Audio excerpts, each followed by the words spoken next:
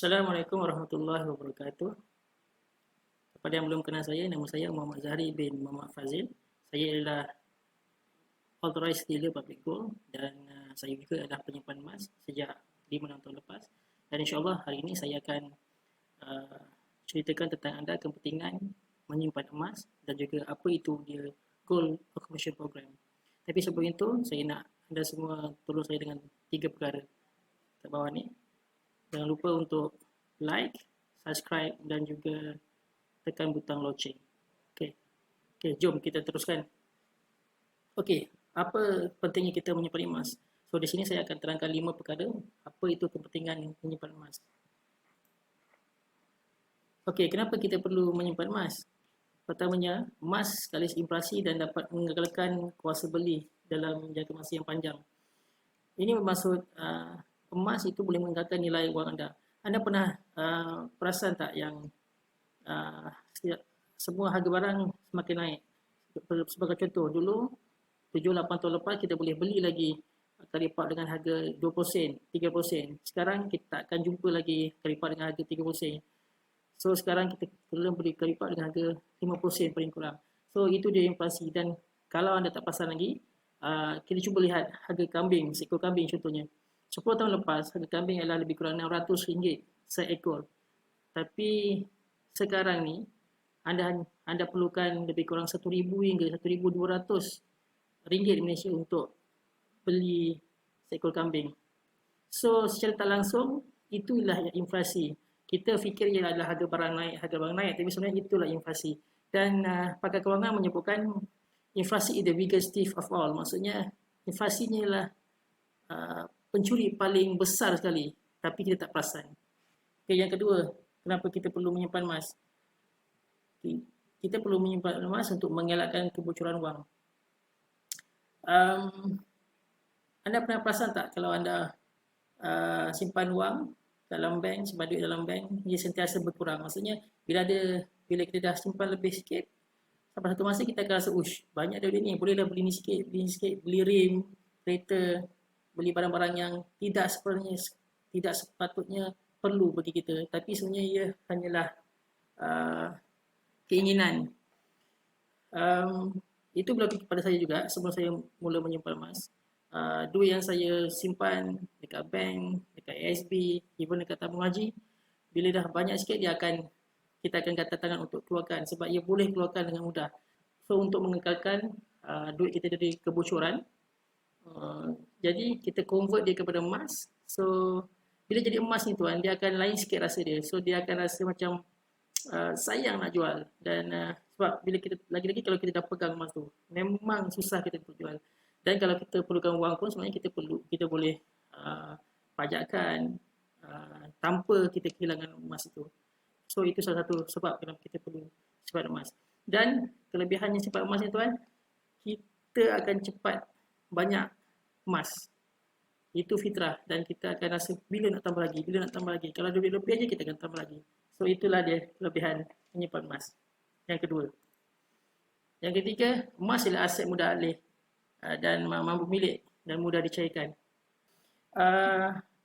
Kalau kita bandingkan emas dengan hartanah contohnya, emas ialah aset yang paling mudah alih. Dia kecil, dia boleh kita bawa ke mana-mana dan penting sekali dia mampu milik. Kita tak boleh beli hartanah tuan-tuan dengan sekaki persegi saja. Tapi kita boleh beli emas sedikit demi sedikit. Mungkin 1 gram, mungkin 2 gram. Dengan gap lagi kita boleh menyimpan dengan hanya 100 bulan.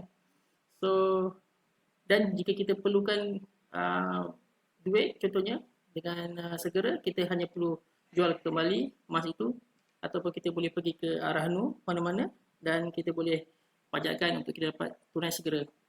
So itu kelebihan menyimpan emas yang ketiga.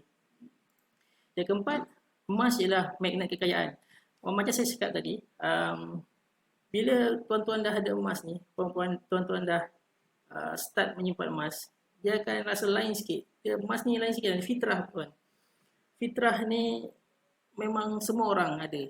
Maksudnya orang akan sayang emas, orang akan nampak emas cantik dan orang akan ada keinginan untuk tambah lagi dan tambah lagi. So selain mengelakkan kebocoran wang, emas juga ialah media kekayaan. Maksudnya kita akan kita akan tamak baik tuan, tamak baik. Kita akan tambah lagi. Dan untuk bocor tu memang jarang sekali. So, itu juga salah satu kelebihan menyimpan emas. Yang kelima, uh, yang terakhir untuk hari ini, tapi sebenarnya banyak lagi tuan. Saya sampaikan 5 dulu. Mungkin lain sesi saya akan sampaikan lebih banyak tips ataupun kenapa kita perlu menyimpan emas. So yang kelima ialah emas medium pelaburan jangka masa panjang yang terbaik. Kenapa saya cakap begitu tuan? Sebab emas ni bukan pelaburan jangka pendek. Kalau tuan-tuan rasa nak beli hari ini emas dan nak jual minggu depan, confirm tak untung tuan. Memang tak akan untung. So kena set dekat minda, emas ialah medium pelaburan jangka panjang yang terbaik. Mungkin 5 tahun, mungkin 10 tahun akan datang, dan harga purata emas memang akan meningkat tuan. Saya boleh, mungkin lain sesi saya akan sharekan harga emas sepanjang 10-20 tahun yang lepas untuk kita compare. Tapi memang dalam masa terdekat emas akan ada turun naik, tapi tetap puratanya akan naik setiap tahun 20% hingga 30% setahun. Banyak tuan-tuan. So medium pelaburan antara yang terbaik untuk jangka panjang ialah emas. Okay, tuan-tuan, sekarang saya nak terangkan tentang Gold Accumulation Program atau GAP yang dikenalkan oleh Public Gold. Okey, apa itu Gold Accumulation Program atau GAP? Pertamanya, GAP ialah akaun simpanan emas yang paling mudah, murah dan patuh syariah. Keduanya, okey, kenapa dia mudah? Sebab apa? Akaun GAP ni mudah. Sebab kita boleh simpan, kita boleh beli emas secara online dengan bajet minimum RM100 je. So maksudnya tuan-tuan boleh start menyimpan emas dengan bajet RM100 saja. RM100 tu kita akan convertkan menjadi emas ikut harga semasa. Contoh pada hari ini 6 hari bulan Mac, sebab itu saya buat video ni, harga emas ialah lebih kurang RM243 per gram. So tuan-tuan akan dapat 0.4050 gram lebih kurang. So bila tuan-tuan buka akaun emas tu nanti RM100, dia akan convertkan jadi 0.4 gram emas. Dan tuan-tuan tak ada had untuk beli bila, tiada tempoh had untuk simpan bila. Maksudnya tuan-tuan boleh simpan bila-bila masa ada duit lebih boleh masukkan, dan tak ada syarat wajib untuk top up setiap bulan. So maksudnya minimum untuk sekali simpan ialah RM100. Ketiganya, tiada syarat wajib beli setiap bulan. Saya dah terangkan tadi. Dan boleh beli dan jual bila-bila masa secara online je dalam talian. So itu memang mudah tuan-tuan.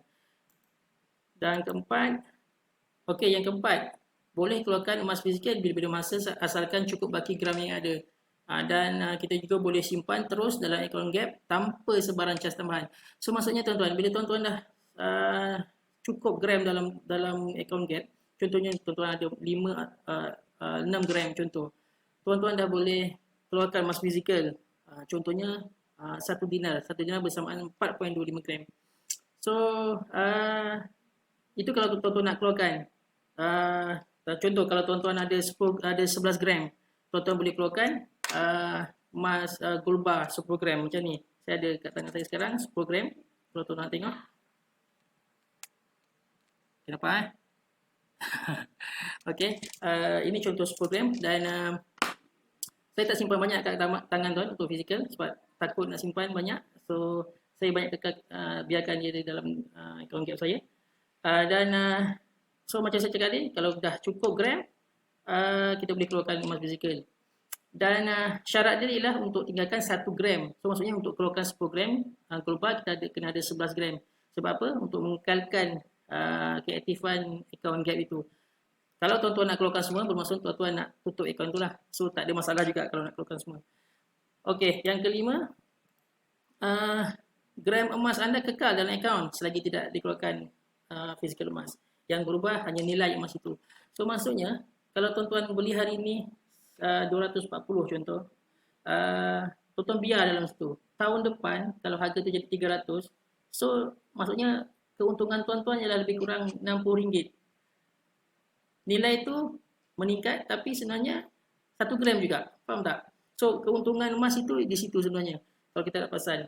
So bagi penyimpan emas sebenarnya dia tak kira pun bila bila nak top up, dia tak perlu tunggu pun masa emas jatuh, dia akan top up setiap bulan sudah sampai banyak gram dia.